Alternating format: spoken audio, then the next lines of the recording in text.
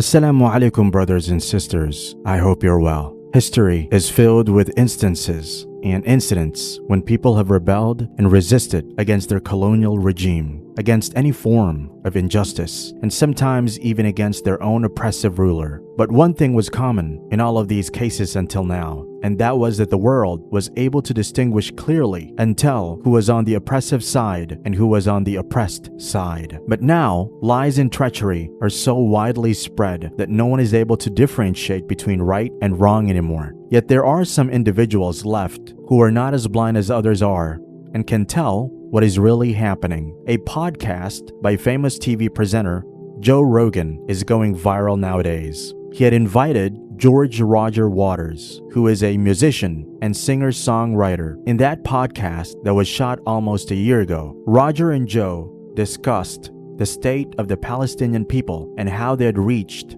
that state. Roger asserted in the interview that the Jewish state is actually planning a new Intifada, which will help them achieve their ultimate aim of erasing all of the Palestinians. There's no political consequences for saying that, though. That's part of the problem. You can say that, and there's zero political consequences. But if you do talk about the Palestinian people and their rights and the plight of the Palestinians, then you are connected to Hamas. And then all of a sudden you're connected to this terrorist organization, and it doesn't matter about those people. Yeah. It's that the narrative is support of Israel equals you're on the right side. Yeah. Yeah. Regardless of how their policies impact individual human beings through no fault of their own, just happen to be born Palestinian and been stuck in this apartheid state. Yeah. And that's the other thing is that they, it's very binary in that way. It's like you're either with Israel or you're with Hamas.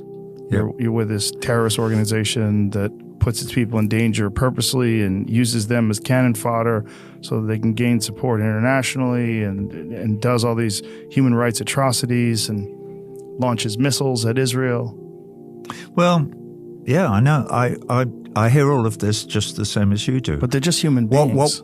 Well, they're also the democratically elected government of Gaza, Hamas, okay? And there is an armed wing and whatever. But if you actually read international law at all, or the Geneva Conventions, an occupied people have an absolute legal and moral right to resist the occupation. And this is a fact that is not bandied about when they talk about firing rockets into Israel, which almost never do any damage because they're very ineffectual. But it's another thing that is a great worry to the Palestinian community is that the Israelis seem now to have a policy of pushing them, murdering so many of them, that they are absolutely trying to create another Intifada so they can make it an armed conflict where they're 1,000 times, 10,000 times more powerful than the Palestinian people, who they are hoping will arm themselves, and the young people gather together in bands and try and have an insurrection, an armed insurrection, so they can just kill them all. When you say that Hamas is the democratically elected leaders of Palestine, how corrupt... I didn't say of Palestine, I said of Gaza. Excuse me, of Gaza. Yeah. How corrupt is that election? I've no idea. I wasn't there, but it was in 2011, I think, Right. was the... has there been an election since then? I don't know how you would organize anything in Gaza, which is a prison. Right. It's got borders. The Israelis control who comes in and goes out. They opened fire on Palestinian fishing boats again yesterday. So I can't really answer that question because I'm not there and I don't know. Does anybody have a clear path of resolution that makes sense for that area where they could sit down and come up with some sort of humane, logical, compassionate way to mitigate some of these problems? Does anyone? Yeah, I do. What is yours? You do. You give equal human rights to people, but you would have to stop the occupation and stop one group of people oppressing another group of people. You would have to accept the principles of Paris 1948, and everything would develop from that. then you could have a process. You could all get on a plane and go to Oslo and have meetings. They did that once before, but nobody stood by anything that was agreed in Oslo. It was just a delaying process to consolidate the occupation of Palestine, i.e. the settlement building, the private roads, all of that stuff. But but you would need the will. You would need the will of the Israeli government, and then it could move forward.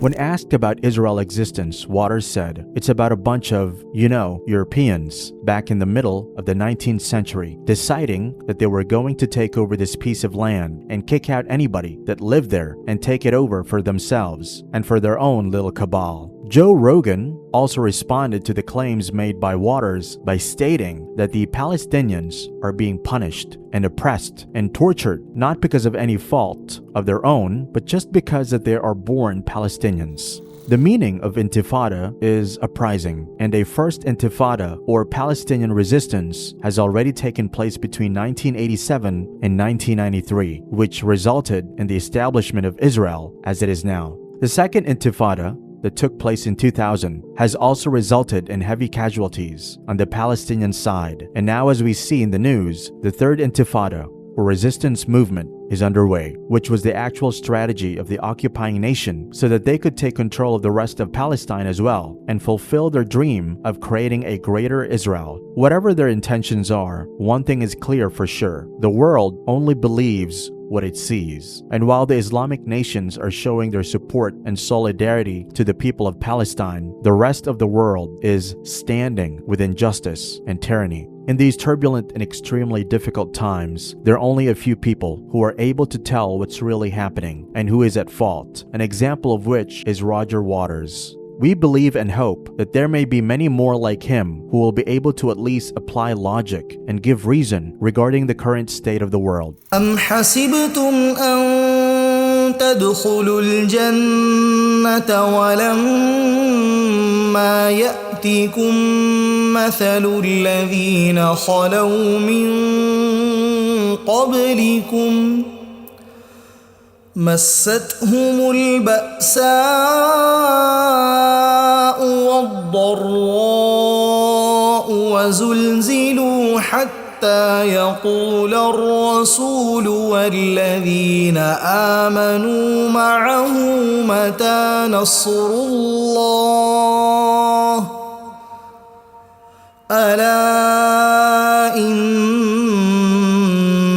نصر الله قريب.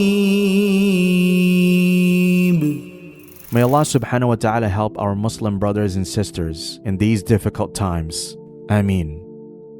That's it for today, brothers and sisters. I hope you liked the video. Let us know your thoughts in the comment section below. We would love to hear from you. Hit the thumbs up button, subscribe to the channel, share this video with your family and friends. Until next time, Assalamu alaikum.